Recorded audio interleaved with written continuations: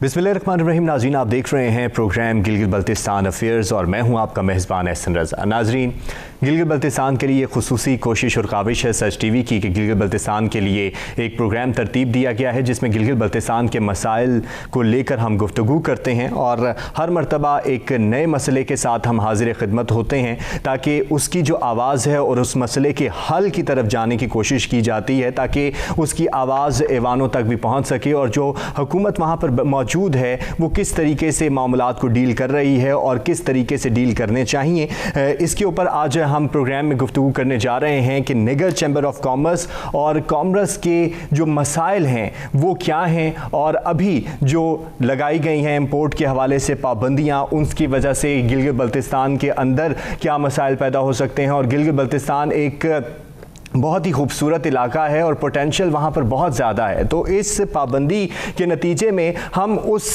Potential को किस तरीके से इस्तेमाल कर सकते हैं, क्योंकि गिलगित बल्तिस्तान फ्रूट के हवाले से भी जाना जाता है और एग्रो इंडस्ट्री के हवाले से भी जाना जाता है। वहाँ पर बहुत सी चीज़ें ऐसी हैं जो कि हम बाहर ममालिक में भेज सकते हैं और फिर उनको यूटिलाइज़ कर सकते हैं। किस तरीके से करना चाहिए और किन मामलात को देखना चाहिए और कौन कौन से मसाइल जो हैं वो सामने आ रहे हैं। बॉर्डर मैनेजमेंट के हवाले से बहुत से मसाइल हम हमेशा से देख रहे हैं और अभी उनके हल के लिए क्या किया जा रहा है। इसी पर गुफ्तगू करने के लिए जनाब अब्बास अली साहब हमारे साथ मौजूद हैं, सदर निगर चैम्बर ऑफ कॉमर्स हैं, और जनाब अली मुस्तफ़ा साहब हमारे साथ मौजूद हैं, chairman international trade affairs nigger chamber of commerce हैं। दोनों शख्सियात का बहुत ज़्यादा शुक्रिया।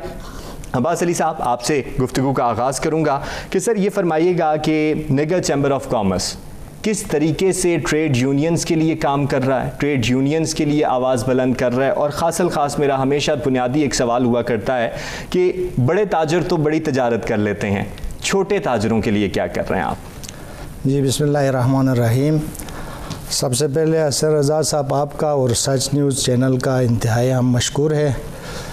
वक्तन फ़वक्तन हमारे गिलगित पूरे GB के इशूज़ को आवाम के सामने एड्रेस करने के लिए आप वक्तन फ़वक्तन हमें मौक़े फ़राहम करते हैं। तो चैम्बर ऑफ निगर से एहसन रज़ा साहब इस मामले में जितनी बिज़नेस कम्युनिटी हमारे साथ रिलेटेड है, हमारे पास रजिस्टर्ड है, उसमें छोटे से छोटे कारोबारी बिजनेसमैन, बड़े से बड़े वहाँ जो चाइना ट्रेड से रिलेटेड हमारे पास जितने मेंबर्स हैं, तो हम वक्तन फ़वक्तन इस इशू को उठाते भी रहे हैं और आपकी ये सच न्यूज़ की मेहरबानी है, हर वक्त अक्सर हम इस इशू को यहाँ से आवाम तक पहुँचाने की कोशिश कर रहे हैं। तो सबसे पहला हमारा मसला गिलगित बल्तिस्तान का ये है एहसन रज़ा साहब, वहाँ पे ना कोई इंडस्ट्री है ना अदर कोई ऐसी सोर्स ऑफ इनकम है। वहाँ पे टोटली यहीं चाइना के साथ ट्रेड है और वो भी कोविड-19 के बाद अब तक बीच में हफ्ता 10 दिन के लिए खुला है।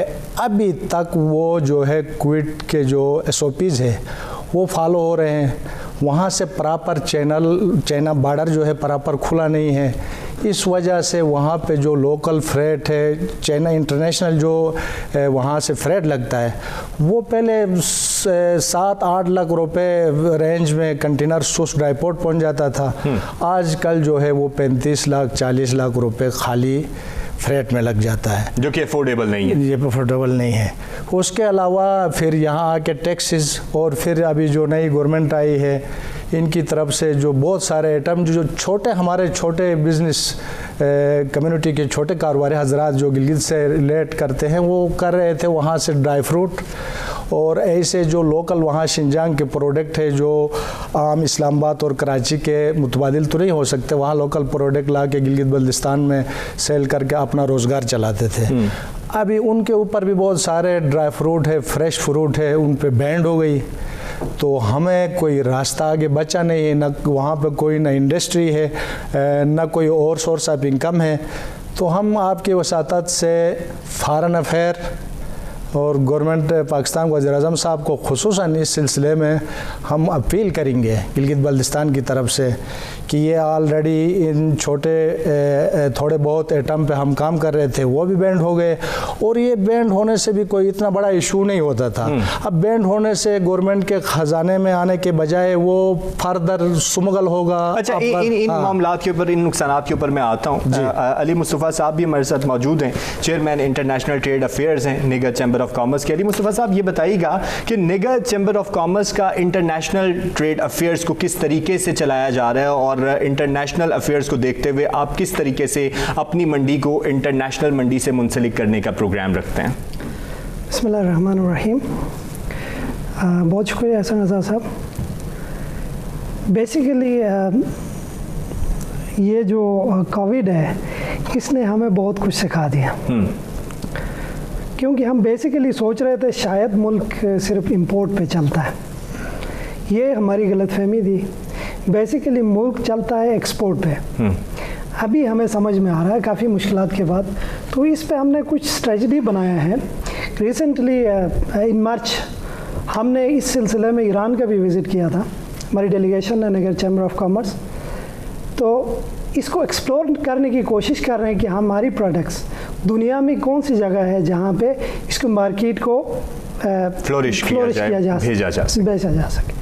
क्योंकि ये बेसिकली इंटरनेशनली ये होता है, गवर्नमेंट का फंक्शन होता है इसमें कि वो एग्जिबिट करता है, एग्जीबिशन लगाता है दुनिया में कि हमारे पास ये प्रोडक्ट्स है, हमने इस चीज़ को आप तक एक्सेस प्रोवाइड कर सकते हैं इस मंडी तक। लेकिन बदकिस्मती की बात है कि गवर्नमेंट आज तक ये नहीं कर पाई।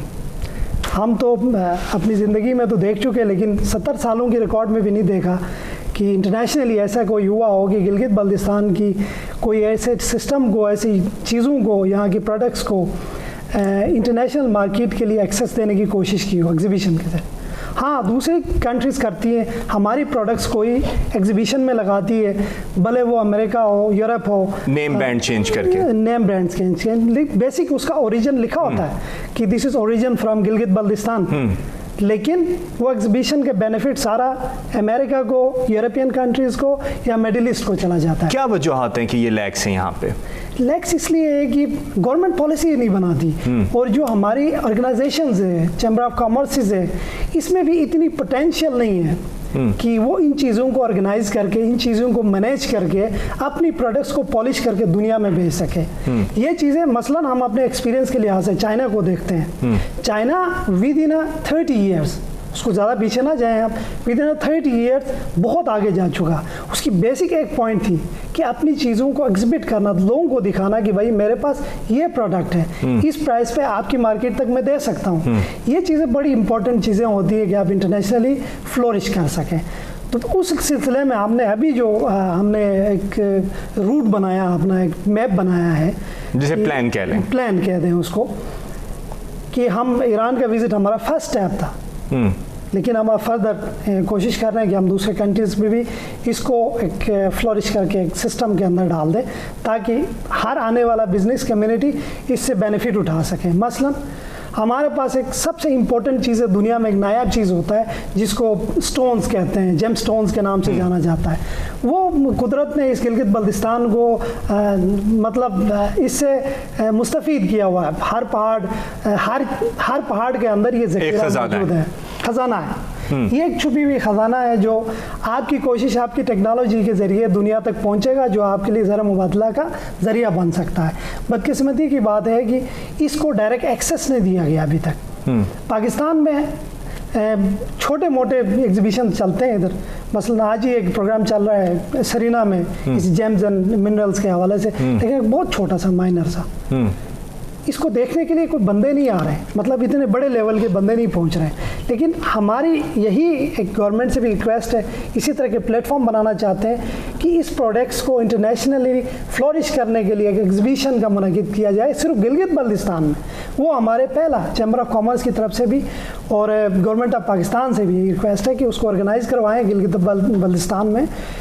पूरे चैम्बर्स को इसमें अपने इनपुट डालना चाहिए, गवर्नमेंट ऑफ गिलगित बल्तिस्तान को इनपुट डालना चाहिए, गवर्नमेंट ऑफ पाकिस्तान को इनपुट डालना चाहिए, और जितने ऑर्गेनाइजेशंस हैं या इंडिविजुअल कॉरपोरेट सेक्टर्स हैं उन सब को, इन्वेस्टर्स हैं उन सब को इस चीज़ में हिस्सा डाल के एक एग्जीबिशन सालाना ऑर्गेनाइज कराना चाहिए गिलगित बल्तिस्तान में, जो लोकल प्रोडक्ट्स को दुनिया में फ्लरिश, यानी लोकल प्रोडक्ट्स को दुनिया के सामने लाने के लिए ये बहुत अच्छी सिफारिशात हैं। इसी के ऊपर मजीद बात करेंगे क्योंकि इंपोर्ट पर पाबंदी भी लगी है। तो ब्रेक पर जा रहे हैं नाज़रीन, देखते हैं कि इंपोर्ट पर पाबंदी से हम गिलगित बल्तिस्तान की जो मंडी के जो फायदे बताए जा रहे हैं और जो हमें वहां पर नजर आते हैं पूरी दुनिया को भी दिखाई देते हैं, उसको किस तरीके से इस्तेमाल करते हुए पाकिस्तान के फायदे के लिए इस्तेमाल कर सकते हैं। साथ रहिएगा।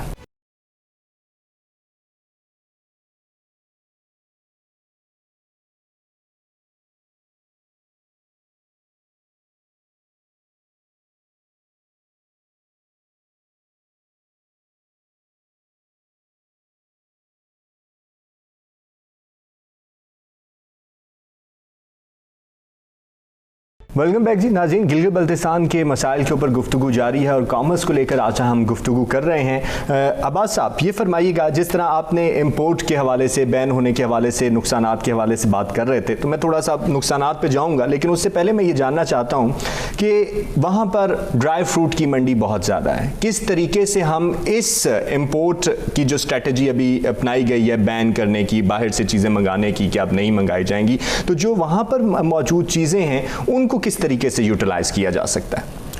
जी एहसन रज़ा साहब, वो लोकल प्रोडक्ट्स पे वहाँ पे जो है फूड प्रोसेसिंग सेक्टर में उधर बहुत सारे काम करने की ज़रूरत है। मिसाल के तौर पर हमारा चेरी था, हम चाइना से बड़े नेगोशिएशन कर रहे थे, उनके साथ 2-3 ऐसे मीटिंग हो गई थी, फाइनल हो रहा था कि वो वहाँ से क्वालिटी कंट्रोल वाले आके के CCI क्यों वाले आके वहाँ हमारे जितने बागात थे उन लोगों ने विज़िट करना था, लेकिन बस ये कोविड की वजह से एक तो फिर बीच में यहाँ बेहतर हुआ है, लेकिन चाइना में अभी भी कोविड के मसाइल है, वो फर्दर उस पर काम नहीं हो सका। अदरवाइज़ ये है कि लोकल प्रोडक्ट इतना ज़्यादा नहीं है, अगर हम करें भी तो उसके लिए प्रोसेसिंग जोन सेक्टर मशीनरी बाहर से इंपोर्ट करना होगा।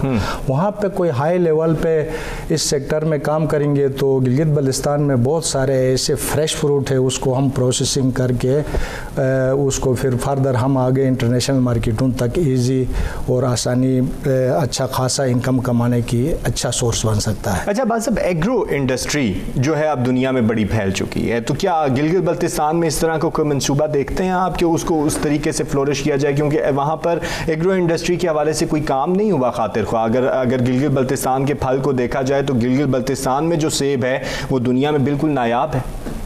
बिल्कुल सनरज़ा, इस पे जो है ना बहुत सारा काम हो सकता है अगर गवर्नमेंट थोड़ा मतलब इस पे इंटरेस्ट ले ले।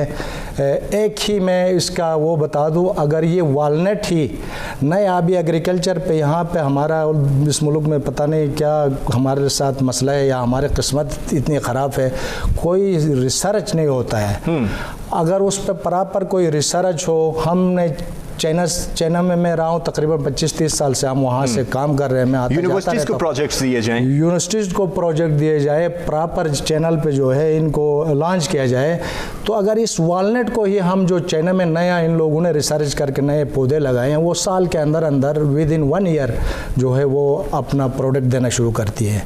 अगर सिर्फ इस एक सेक्टर को भी हम चाइना से उनके प्रॉपर डिपार्टमेंट के साथ बात करके उनको गिलगित बल्तिस्तान इन्वाइट करके अगर इस सेक्टर में काम करें तो बहुत सारा हमारा, क्योंकि हमारा आब हवा और वहाँ की जो है जो चाइना साइड पे है वो बिल्कुल सेम है, तो इसी एक सेक्टर में भी अगर गवर्नमेंट सीरियस हो तो इंशाल्लाह बहुत सारा काम हो सकता है, बहुत सारे फ़ायदे हो सकते हैं। अली मुस्तफ़ा साहब, ये फरमाइएगा, जैसे कि अब्बास साहब ने चाइना ट्रेड की भी बात की, पहले तो ये फरमाइए कि चाइना के साथ जो आपकी ट्रेड है अभी इस इंपोर्ट पाबंदी के बाद, क्या वहाँ पे कोई एग्जेम्पशन है, या जिस आप वहाँ से गाड़ियाँ ले रहे थे या और भी चीज़ें आ रही थी, तो अब आप क्या चाइना को देंगे और क्या चाइना आपसे ले रहा है?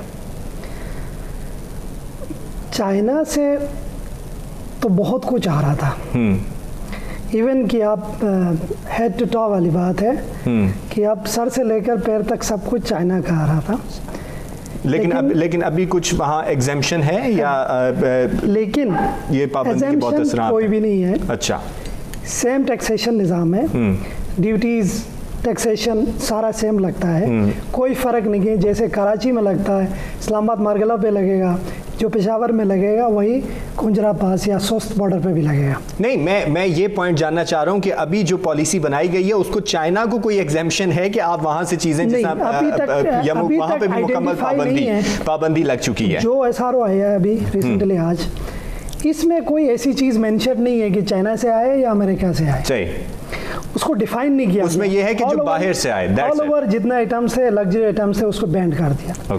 ये तो बेसिकली खुशाइन बात है मुल्क के लिए। ज़रा मबदला बाहर नहीं जाएगा, इसको कंट्रोल किया जाएगा, हमारे डॉलर थोड़ा सा बेहतर होगा।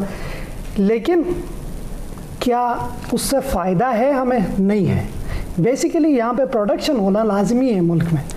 आप प्रोडक्शन करें, उसके बाद बैंड लगाएं। जैसे आपके पास फैसलाबाद में इंडस्ट्री है, फैब्रिक इंडस्ट्री है, वैसे ही गिलगित बल्तिस्तान में उससे स्पेसिफाइड चीज़, जैसे पंजाब में कपास है तो वो यूटिलाइज करके कपड़ा बनाते हैं, तो गिलगित बल्तिस्तान में जो रॉ मटेरियल है उसको आप यूटिलाइज करके वहाँ पे कोई ऐसे प्रोडक्ट बनाए। यानी पहले अपनी प्रोडक्शन को आपको इनहेंस करना पड़ेगा और उसके बाद आपको ये मामला चलाने पड़ेंगे। एग्जैक्टली, जिसमें आपने पहले मेंशन किया कि एग्रो इंडस्ट्री दुनिया में इस वक्त बहुत आगे जा रहा है, क्योंकि ये कॉमन, ये बहुत इंपॉर्टेंट चीज़ है कि एग्रो के बगैर दुनिया ने चलना नहीं है, क्योंकि आपके ग़िज़ा एग्रो से चलता है। तो लेकिन अनफॉर्चुनेटली हमारे यहाँ इस पे कोई काम नहीं होता, खातिर कोई रिसर्च नहीं है। इवन कि दुनिया बंजर ज़मीनों को उन्होंने करामत बना के यूटिलाइज करके एग्रीकल्चर लैंड में कन्वर्ट कर दिया। हमने एग्रीकल्चर लैंड को कन्वर्ट कर दिया किस में? Investors for the buildings, construction, societies, उसके लिए वक्फ कर दिया। हमने एग्रीकल्चर इंडस्ट्री को तबाह कर दिया खुद अपने हाथों से। इसी तरह गिलगित बल्तिस्तान में भी वही हो रहा है। ज़मीनों पे तमीरात हो रही हैं, लेकिन जो उस पर ज़रूरी है एग्रो लैंड की, वो नहीं हो रहा है। जैसे एग्रीगेशन सिस्टम है जो बहुत ज़रूरी है। हमारे उधर एक पहाड़ पे पानी चढ़ाना बहुत मुश्किल काम है, लेकिन पानी अवेलेबल है, दरिया से गुजरता है, उसको यूटिलाइज़ नहीं किया जाता। जैसे पावर जनरेशन है, पावर जनरेशन पे बहुत कम काम हो रहा है। हम 2 डैम बन रहे हैं, दासू और बाशा डैम, पीछे कोई डैम नहीं बन रहा है। इतना दरियाई सिंध 4 किस्म की जो है ना वो चैनल्स लगती है, इतनी बड़ी बड़ी, कोई डैम नहीं बन रहा, 2 ही डैम बन रहे हैं, एक बाशा एक दासू बन रहा है। This is not enough. Gilgit Baltistan के लिए बहुत कुछ ज़रूरी है। वहाँ पे जैसे मैंने आपको बताया कि वहाँ डैम्स की ज़रूरत है, जो उसकी मेन इंडस्ट्री बन सकती है पावर जनरेशन की। और दूसरी एग्रो लैंड, हम मुख्तलिफ जगहों पे हम गए, ईरान में भी हमने देखा ऐसी बंजर ज़मीनें थी, वहाँ पे अंगूर के बाग लगाए थे। हम हैरान हो गए पानी कहाँ से आता है। उन्होंने ड्रिप इरीगेशन के ज़रिए मेरे ख्याल में 400 जो कि एक नया जदीद निज़ाम है, ड्रिप इरीगेशन, उस पे उन्होंने 400 माइल्स पे हमने देखा कि सिर्फ अंगूर लगा हुआ था। हमने वहाँ के डोमेस्टिक जो लोग थे, लोकल लोग थे, किसान, उनसे रुक के पूछा कि ये कब लगाया गया। उन्होंने कहा कि फ्यू ईयर्स अगो, 5 साल पहले शुरू हुआ ये काम। और ये तपती धूप, खोरासान की वहाँ पे पानी का ना होना, और उस जगह पे ड्रिप इरीगेशन से इतना बड़ा वो ग्रेप फ्रूट का जो है ना वो सिस्टम यानी दुनिया जदीद निज़ाम की तरफ जा रही है और हम अभी तक उन्हीं बातों में फंसे हुए हैं। अब्बास साहब, ये फरमाइएगा कि custom duties, federal excise duties, taxation, बहुत से मसाइल देखने को उनके आते हैं। किन सेक्टर्स में आप छूट चाहते हैं और क्यों चाहते हैं? जी सर, इसमें जो ड्यूटीज़ है वो प्रॉपर एक हम हाई लेवल पे भी उस DG कस्टम से भी हमारी यही बात हो रही थी, वैल्यूएशन सेक्शन कराचून से भी यही बात हो रही थी।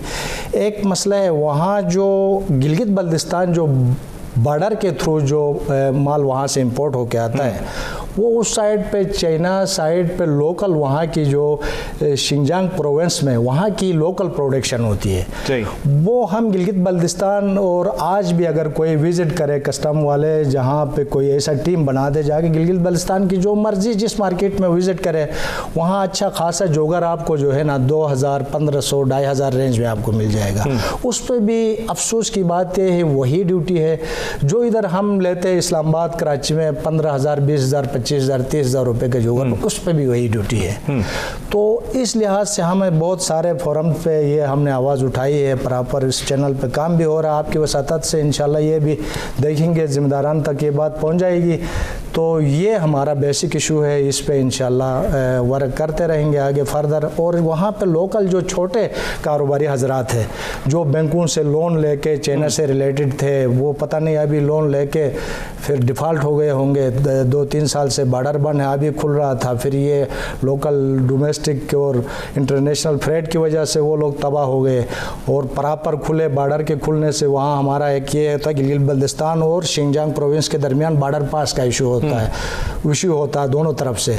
तो वहाँ पे छोटे बिजनेसमैन को इससे बड़े फ़ायदे होते हैं, वहाँ जाते हैं लोकल मार्केट से कुछ उठाते हैं, इधर लाके बेचते थे।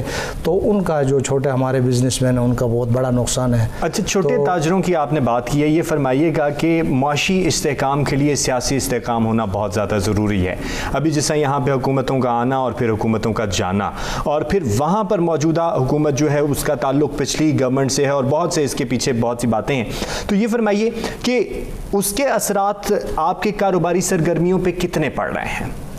बिल्कुल जितने असरात वफाक में पड़े हैं, पाकिस्तान के दूसरे सूबों में पड़े हैं, उतने ही असरात आपके यहाँ पड़े हैं, बल्कि थोड़ा बढ़ चढ़ के पड़ा है।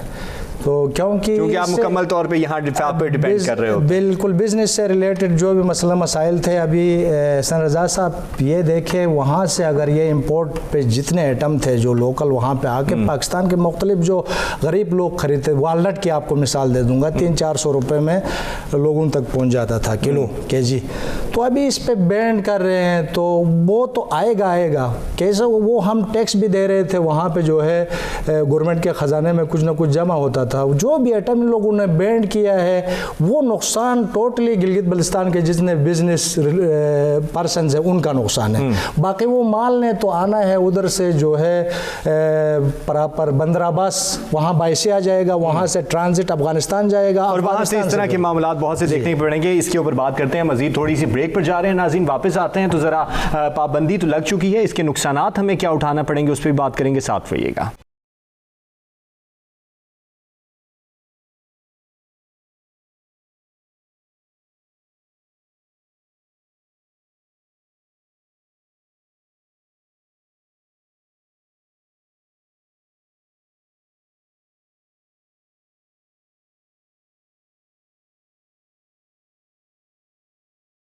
वेलकम बैक जी नाज़रीन, गिलगित बल्तिस्तान के मुआशी मसाइल को लेकर आज के प्रोग्राम में हम गुफ्तगू कर रहे हैं। अली मुस्तफ़ा साहब, आपकी जानिब आऊँगा कि जैसे ब्रेक से पहले भी हमने बात की, नई इंडस्ट्रीज़ लगाई जा रही हैं दुनिया भर में, लेकिन हम बहुत पीछे हैं। और फिर अब्बास साहब ने भी चाइना और गिलगित बल्तिस्तान के मामलात को देखा। आप इंटरनेशनल ट्रेड अफेयर्स को देख रहे हैं, तो क्या सिर्फ आपका एक स्पेसिफिक टास्क चाइना है या इसके अलावा भी कोई दीगर ममालिक हैं जिनको आपने क्यू में रखा हुआ है कि हमें चाइना से निकलकर यहाँ पर भी मामलात को देखना है, अपने ट्रेड के मसाइल को? हमारे जो बेसिकली टारगेट था वो यही चाइना था, क्योंकि पाकिस्तान के साथ और स्पेशली डायरेक्ट एक कनेक्शन है चाइना के साथ, जो बेशक इसकी दोस्ती और हर चीज़ गहरी है। लेकिन अभी मसाइल आए, कोविड के बाद बहुत बड़ा इशू आया कि हमें लगा कि सिर्फ चाइना हमारे लिए ऑप्शन नहीं है, पूरी दुनिया हमारे लिए ऑप्शन है। क्योंकि चाइना कुछ चीज़ें जो हमारी एग्रीमेंट में है पाकिस्तान और चाइना की 300 कुछ आइटमें जो है, उनमें से तो फ्यू आइटम्स दे एक्सेप्टेड, बाकी चीज़ें तो कोविड की वजह से सारा रुक गया या कुछ और प्रॉब्लम हो गई, हम एक्सपोर्ट नहीं कर पाए। नौ मार्केट में उन्होंने क्वारंटाइन सिस्टम को एक्सेप्ट किया। बेसिकली अभी जो हमारा टारगेट है वो थ्रू आउट दी वर्ल्ड है, हर मुल्क से हमारा अच्छा ताल्लुक होना ज़रूरी है। ज़रूरी नहीं है कि हमारा एक ही पार्टनर, स्ट्रेटेजिक पार्टनर और जो के साथ जुड़ा हुआ है, इस वजह से सारा फोकस वहीं पर है, एक ही तरफ हो। हमारी हर कोशिश ये होनी चाहिए कि हमारे इर्द गिर्द जितने हमसाया ममालिक हैं उनसे बेहतरीन ताल्लुकात होने चाहिए, क्योंकि उनके मुनासिबत से ही हमारा सिस्टम, हमारा ट्रेड, हमारी इकॉनमी बेहतर हो सकती है। क्योंकि बायलैटरल ट्रेड से ही हमारी अपनी कमी पूरी हो सकती है, उनकी कमी पूरी करके हम अपनी ज़र मुबादला ले सकते हैं। अभी हमारा जो फोकस है वो इंटरनेशनली हर मुल्क है, स्पेशली यूरोप है जो हमारी प्रोडक्ट्स को बेहतर अंदाज से देखता है शुरू से, लेकिन ये थर्ड पार्टी के थ्रू उन तक पहुंचती है। हम चाहते हैं कि उनकी डायरेक्ट एक्सेस हो। बदकिस्मती की बात है, इधर एक चीज़ मैं आपको नोट कराऊं, जितने पाकिस्तान के इंस्टीट्यूट है उसमें रिसर्च सेंटर्स नहीं है।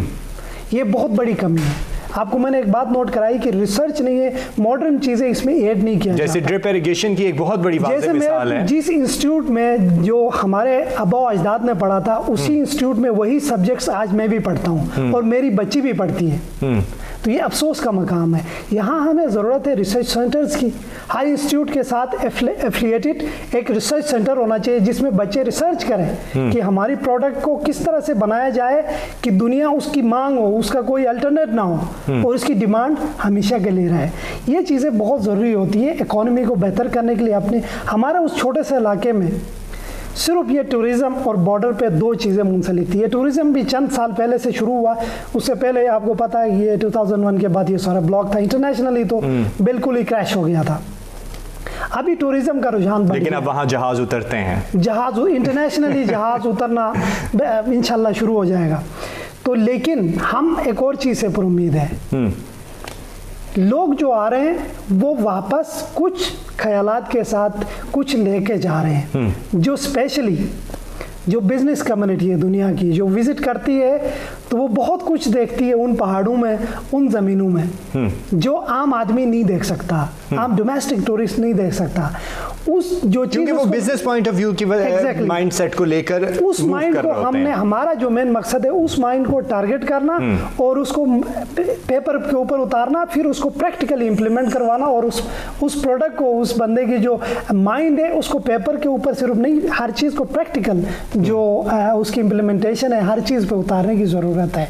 उसके लिए हमें रिसर्च सेंटर्स की ज़रूरत है जो गवर्नमेंट को सोचना चाहिए, हम ऑर्गेनाइजेशंस को सोचना चाहिए, इस पर जोर लगा दें और रिसर्च सेंटर्स बने। जो हमारे बच्चे जो यूनिवर्सिटी से PhD करके फारिग होते हैं, तो आपके सामने मिसालें भी हैं कि हमारे उधर तो पुलिस में भर्ती हुए हैं जो बेसिक 14 स्केल और 13 स्केल और 11 स्केल में भर्ती हुए हैं जो PhD करके आए। तो उनके लिए ये रिसर्च सेंटर्स की ज़रूरत है जो इन चीज़ों को पॉलिश करके इंटरनेशनल मार्केट, यानी आपको इंटरनेशनल मार्केट से मीट अप करने के लिए इंटरनेशनल जो तरीक़ेकार अपनाए जा रहे हैं उसकी तरफ भी जाना पड़ेगा। बात साहब ये फरमाइएगा, जैसा आप इम्पैक्ट्स की बात कर रहे थे, बहुत से नुकसानात की बात कर रहे थे, अफगानिस्तान बॉर्डर के हवाले से भी आपने बात की, और क्या क्या नुकसानात आप देखते हैं कि जो अभी बैन पॉलिसी लगाई गई है तो कुछ माल तो आया हुआ होगा और बल्कि बहुत आया हुआ होगा, तो उसको किस तरीके से यूटिलाइज़ करना है और अगर यूटिलाइज़ नहीं हो पा रहा तो क्यों नहीं हो पा रहा?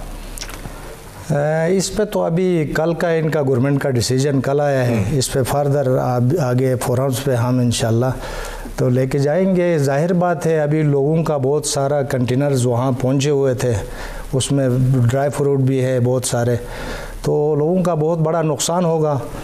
तो इस पे गवर्नमेंट ख़ुद सोचना चाहिए, रिव्यू करना चाहिए कि इस तरह की आइटम से क्या फ़र्क पड़ेगा। एक ड्राई फ्रूट ऐसे बड़े लग्जरी आइटम है जो पाकिस्तान में आके गवर्नमेंट को नुकसान भी हो रहा, अगर उसको ना इंपोर्ट करने में कोई इतना बड़ा कोई ज़रूरत भी नहीं है मुल्क की, उन पे इतने कोई वो बैंड लगाने की कोई लिस्ट नहीं बन रही। और लोकल जो गरीबों के लिए, जो आम मिडिल क्लास लोगों के यूज़ की जो चीज़ें हैं उस पर बैंड कर दिया, तो फर्दर हम इसको प्रॉपर अपने फोरम पे हम लेके जाएंगे इंशाल्लाह। इस पे हम गवर्नमेंट से डिस्कस कर लेंगे, फर्दर आगे अपने बिजनेस कम्युनिटी को जितने हो सके हमसे वो हम रिलीफ फैसिलिटेट करने की कोशिश की जाएगी। अली मुस्तफ़ा साहब ये फरमाइएगा कि कोविड की भी बात की इन्होंने, कोविड के बाद मामलात जो थे वो ख़राब हुए बॉर्डर के हवाले से, क्योंकि चाइना आपके साथ डायरेक्ट है और अभी भी वो मसाइल बॉर्डर पे हमें देखने को मिलते हैं। जैसे इन्होंने सोस्ट के हवाले से कहा कि जो कंटेनर वहाँ से हमें कम कॉस्ट में पड़ते थे अब वो बहुत ज़्यादा हो चुके हैं। अभी क्या कंडीशंस हैं और क्या इक़दाम किए जा रहे हैं कि उन मामलात को अच्छे तरीके से टेबल पे लाया जा सके और बॉर्डर जो है आपका बंद है वो खुले? बेसिकली ये 2019 में कोविड का इशू आया, कुछ कंटेनर्स ऑलरेडी वहाँ पे फंसे हुए थे, हमने बहुत हाईलाइट किया उस इशू को, लेकिन उस पर पाकिस्तान की तरफ से हमारे साथ बहुत ताउन हुआ, उन सब का शुक्रिया आज भी अदा करते हैं। चाइना की तरफ से वो ट्रबलेंस रही, उनको खुद मसाइल था वहाँ पे, बहुत बड़ा टेंशन था उनको। 2020 में खातिर खा कोई अमल दरामद नहीं हुआ, बॉर्डर सस्टेन रहा, उसी तरह बंद रहा। फिर 2021 आ गया, उसमें भी कुछ पार्शियल सिस्टम से उन्होंने खोला, लेकिन 2-4 दिन के लिए खोला, महीना बंद रहा, फिर पता नहीं चला, फिर 1 हफ्ते के लिए खोला, कुछ इस तरह का सिस्टम चला, लेकिन बहुत एक्सपेंसिव फ्रेट के साथ। मैं आपको बताता चलूँ कि 600 किलोमीटर एक कंटेनर मूव करता है, वो तकरीबन पाकिस्तानी 30 लाख रुपए प्लस में पड़ा है। 600 किलोमीटर तकरीबन 30 लाख रुपए में पड़ा, सिर्फ उसकी मूवमेंट जो कंटेनर का था। तो उस वजह से ये खातिर खा फ़ायदामंद साबित नहीं हुआ। लेकिन ये बताइएगा कि हुकूमत जो वहाँ पे मौजूद, पिछली हुकूमत थी और जो मौजूदा हुकूमत थी, उनसे क्या आप इकदामात की तवक्को रखते हैं और पिछली हुकूमत के क्या मामला? फॉरेन अफेयर्स का जो ये तो बेसिक जो प्रॉब्लम है ये फॉरेन अफेयर्स का हेड पे है। पहले फॉरेन अफेयर्स ने, ये तो सबको पता है कि काफ़ी कोशिश किया चाइना से कि किसी तरह इस बॉर्डर ट्रेड को खोला जाए, पाकिस्तानी फॉरेन अफेयर्स ने, लेकिन चाइना की तरफ से उनको अच्छा कोई रिस्पांस नहीं मिला, क्योंकि शायद हमारी प्रिपरेशन कमज़ोर थी या प्रेजेंटेशन कमज़ोर थी, वो अलग बात है, लेकिन चाइना की तरफ से अच्छा रिस्पांस नहीं मिला। और आज भी जो हमें जो इशू है मेन, ये बॉर्डर तो अभी खुला है, ओपन है। मैं आपको बताता चलूँ कि 2022 में ये ओपन है as agreement by both countries, ये दोनों ममालिक के जो एग्रीमेंट है उसके मुताबिक ये बॉर्डर खुला है, लेकिन इस पे मूवमेंट नहीं है अभी। इस पे मूवमेंट नहीं है, वजह है एक तो फ्रेट बहुत हाई है अभी भी, और फ्रेट को कंट्रोल किया जा सकता है, लेकिन चाइना को इस चीज़ पे हमने नोटिफाई नहीं करा सके, क्योंकि हमारे इधर अदम इस्तेकाम है सियासी तौर पे। और ये आप बेहतर समझते हैं कि जब सियासी तौर पे अदम इस्तेकाम हो तो बड़ा मुश्किल होता है किसी दूसरे मुल्क को समझाना कि इस बॉर्डर को इस, क्योंकि गवर्नमेंट्स का आना और गवर्नमेंट्स का जाना ताजरों के लिए एक माइंडसेट को डिस्टर्बेंस का जरिया। दूसरी बात है कि दूसरे मुल्क के जो चाइना है एक, तो वो बहुत एक, आपको पता है कि वो अपनी बेसिक चीज़ें देखता है, बेसिक रूल्स देखता है, अपने मसाइल देखता है। उस मसाइल के बावजूद भी उसने इस बॉर्डर को ओके कर दिया, खोल दिया, जो कंडीशन में कि आप कंटेनर को आप खुंजरा बॉर्डर पे छोड़ेंगे, वहाँ से आप खुद पिक कर लें, एक कंडीशन के तहत भेजा। लेकिन ये एक हाई कॉस्ट कंडीशन थी जिस पे ट्रेड करना मुश्किल है।